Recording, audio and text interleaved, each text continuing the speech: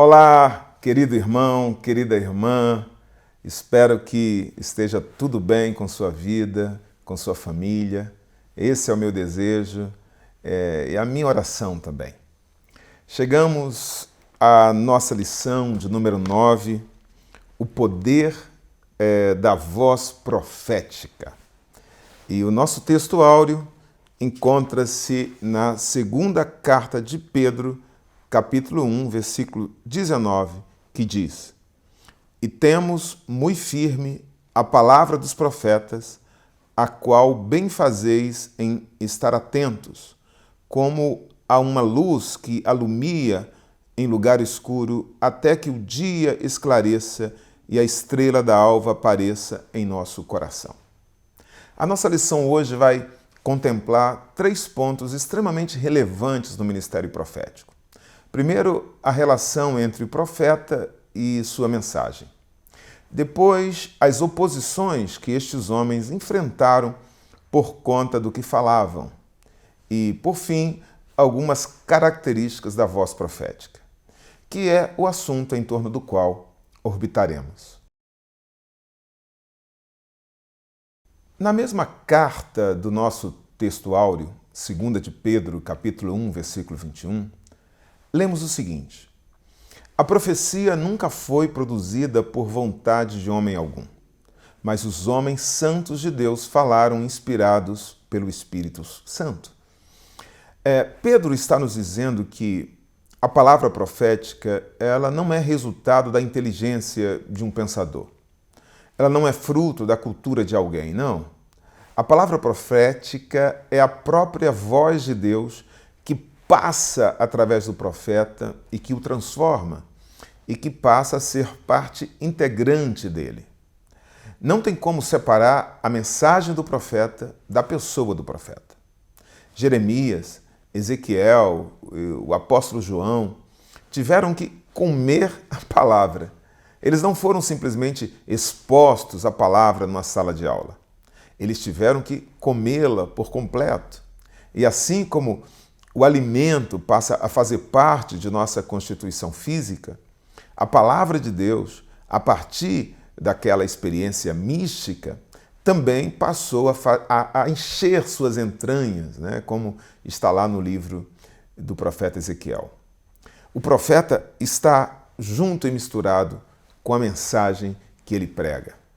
Claro que a mensagem de Deus, ao passar pelo profeta, sofria alguma influência. O profeta poderia ser manso, como Moisés, ou poderia ser explosivo, como Elias, poderia ser um homem culto, como Paulo, um homem mais simples, como Pedro. E essas diferenças, logicamente, produzirão diferentes nuances na mensagem que seria transmitida.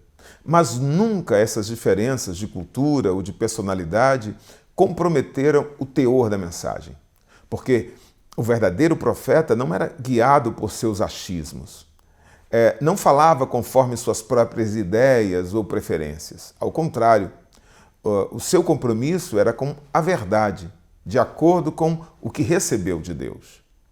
Mas nessa relação entre Deus, o profeta e a mensagem, havia também o compromisso de Deus com a voz profética. Subtópico 1.3. Há casos em que o profeta fala e Deus endossa. Em 1 Reis 17.1 surge o profeta Elias dizendo: Nestes anos nem orvalho nem chuva haverá, senão segundo a minha palavra. Talvez tivesse conhecimento prévio do que Deus queria fazer, né? Quem sabe Deus falou com ele antes, mas é possível que soubesse simplesmente que Deus confirmaria sua sentença, que assinaria embaixo.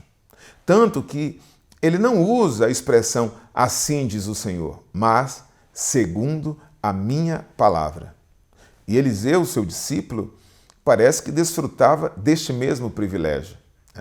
O caso mais claro na vida de Eliseu é o que está registrado no 2º livro dos Reis, capítulo 2, versículos 23 e 24.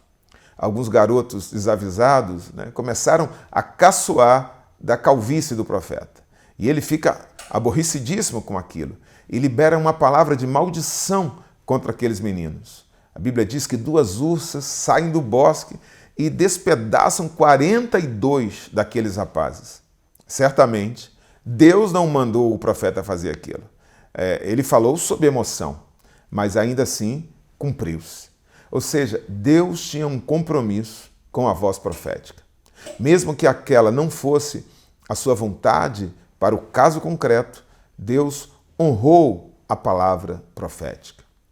No primeiro livro de Samuel, capítulo 3, versículo 19, lemos acerca do profeta Samuel. E o Senhor era com ele, e nenhuma de todas as suas palavras deixou cair em terra. Todo profeta teve que lidar com alguma crise pessoal ou com algum tipo de oposição. Jesus é um bom exemplo disso. Apatia, indiferença. Jesus sofreu o desprezo de toda uma nação. Ele enfrentou conspirações para o matar. Quando ele ensinava, em Nazaré, cidade em que ele cresceu, os homens, diz a Bíblia, decidiram que ele deveria ser expulso. E não apenas isso, quiseram matá-lo, jogando do alto de um monte. Diversos outros profetas também foram vítimas de conspirações dessa natureza. Jesus teve que enfrentar também oposição violenta. E diante da ameaça de morte de Herodes, ele declara: Jerusalém, Jerusalém, que matas os profetas e apedrejas os que te são enviados. Toda conspiração e oposição violenta enfrentada por esses homens foi resultado da voz profética. Como disse o pastor Martin Luther King, para criar inimigos não é necessário declarar guerra, basta dizer o que pensa. Ao profeta basta dizer a verdade, como recebeu de Deus. A voz profética era uma voz com autoridade. Deus fala ao profeta Jeremias: dou a você autoridade sobre nações e reinos, para arrancar, para despedaçar, arruinar e destruir, para edificar e para plantar. Jeremias 1:10. Em outras palavras, Deus está dizendo: eu dou a você autoridade sobre autoridades. Em segundo lugar, era uma voz com influência social. Primeiro livro de Samuel 16 narra a chegada do profeta Samuel ao povoado de Belém. Diz o texto que as autoridades saíram para encontrá-lo. E diz lá que eles, tremendo, perguntaram: você vem em paz? A chegada do profeta os remetia a questões socialmente importantes, a julgar pelas pessoas que o interrogaram e pela maneira como ele foi recebido. 3.3, uma voz que direciona. Navegadores eram direcionados pelas estrelas. A nação de Israel era orientada pelos profetas. Homens com uma mensagem do céu que diziam o caminho certo a seguir. Daí a famosa declaração do rei Josafá em 2 Crônicas 20:20. Crede no Senhor vosso Deus e estareis seguros. Crede nos seus profetas e prosperareis. Por fim, a voz profética é uma voz de esperança em meio à crise. Durante um cerco à cidade de Samaria, realizado pelos sírios, a fome se instalou dentro da cidade. Você conhece a história. A inflação chegou ao absurdo, o desespero tomou conta das pessoas, o rei entrou em colapso. Quando tudo parecia perdido, ouve-se o profeta Eliseu: amanhã, por volta desta hora, na porta de Samaria, tanto a medida de farinha como 2 medidas de cevada serão vendidas por 1 peça de prata. A voz profética é a voz de um Deus justo. Muitas vezes vai expressar sua misericórdia, sua compaixão, graça, favor, mas um dia essa misericórdia encontra-se com sua justiça.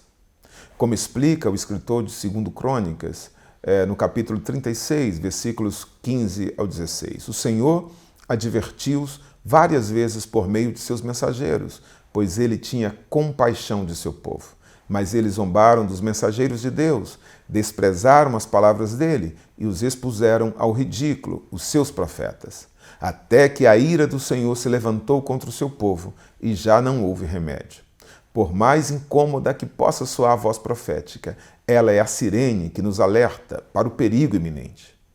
Boa semana, profeta! Boa semana, profetisa! Que Deus te abençoe!